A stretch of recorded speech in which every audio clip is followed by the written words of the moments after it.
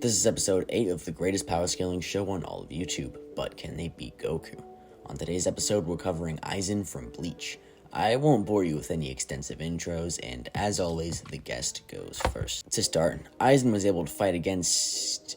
I don't know, some Bleach fan tell me how to pronounce his name. I'm just gonna call him Yuwatch until I figure it out. To start, Aizen was able to fight against Yuwatch, meaning any scaling for him would apply to Aizen as well.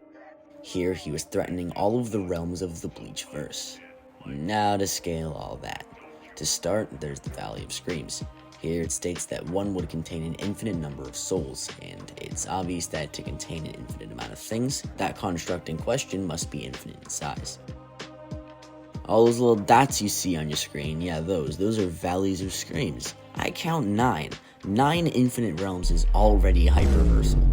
This is gonna be a fun scale. Not only that, they contain infinite dimensions, which, according to everyone's favorite tiering system, is high hyperversal.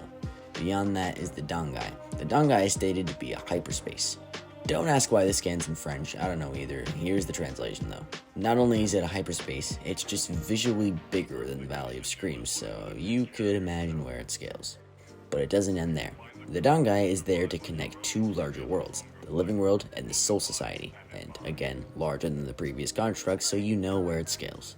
So basically there's 12 total infinite realms, which is more than qualifying for hyperversal. But not only that, through dimensional tiering, the Valley of Screams alone gets to high hyperversal, effectively making all of the visually larger constructs high hyperversal as well.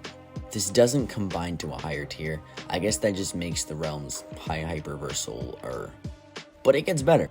Here, it states that every single grain of sand would be a timeline of its own. But it's also blatantly stated that there's an infinite amount of these timelines. Yuwatch referenced these same timelines as grains of sand and states that he can see them from above. In other words, he's above them. Every timeline would contain Bleach cosmology, including the realms, so it's basically everything we just discussed but repeating an infinite amount of times. Again, this is just high hyperversal, but Bleach is on the very brink of outerversal. Now to cover speed. The Cleaner is stated to be so fast that he can throw you off your time axis. They even drew a little diagram for us here.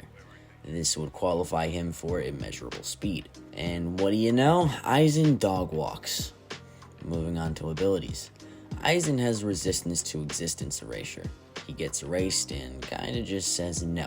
It's safe to say Hakai wouldn't work on him.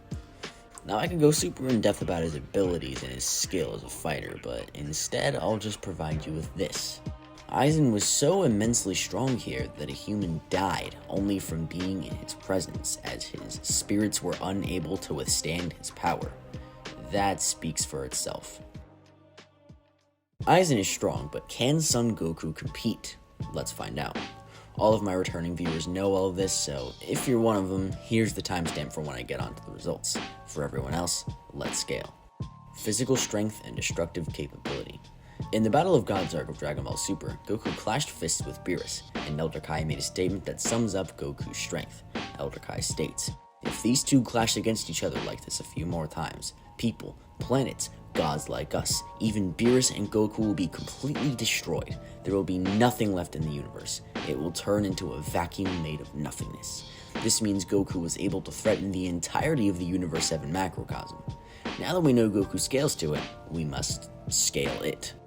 In the Dragon Ball Daizenshu, the living world of Universe 7 is stated to be infinite in size.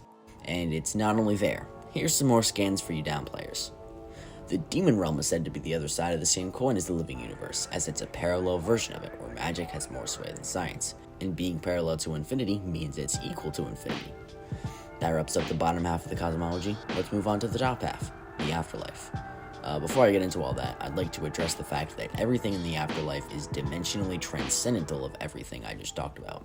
First, we have Heaven, which is a single planet within the afterlife, which is stated to be the same size as the living universe, making it infinite. Then there's Hell, which is said to be bigger than Heaven. That's another infinity.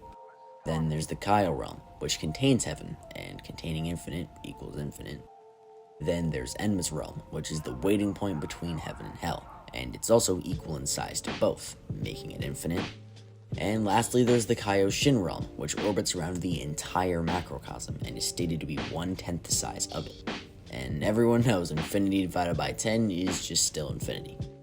I count 7 infinite universes. That would bring the macrocosm and Goku to high complex multiversal. But this high complex multiversal power is not exclusive to the Super Saiyan God form. In this scan here, Goku was shown absorbing the power of the transformation in his Super Saiyan 1 and later his base form. Speed. When Goku fought Hit, he was moving so fast that he was skipping time. Not stopping it, but skipping it. This means he was quite literally moving so fast that he was breaking into the future. This is an immeasurable speed feat by itself. But it's Goku, so obviously he's gonna go faster than that. Lastly, in the Tournament of Power, Jiren is stated by Vados to be transcendental of time itself, and Goku was able to match that speed and even go beyond it. That is irrelevant speed. In conclusion, Goku dies here. He's much weaker than Aizen, and yeah, you can give the speed argument, but let's not go and forget this. Now I hear you screaming, Goku is still insanely powerful. He wouldn't just die from being in Aizen's presence. Listen, if you don't understand the massive power gap that's going on here, let me put it into perspective for you. It takes Goku great effort to shake 7 infinite universes, while Aizen casually outscales an infinite amount of timelines, all containing 12 universes and infinite dimensionality. Aizen is infinitely stronger, and he exists on a completely different dimensional plane of power than Goku does. It makes sense that the effect would be the same. Now, argument can still be made about the power gap being different, and a draw between the two could be argued, as Aizen is much slower than Goku and couldn't hope to land a hit. But I think I have reasonable evidence that my first take is correct. Thank you for watching this almost perfect video. Can you drop the ego for 1 second? Make sure to like, comment, and subscribe. And hit the notification bell for future updates. Or else. Ha ha ha!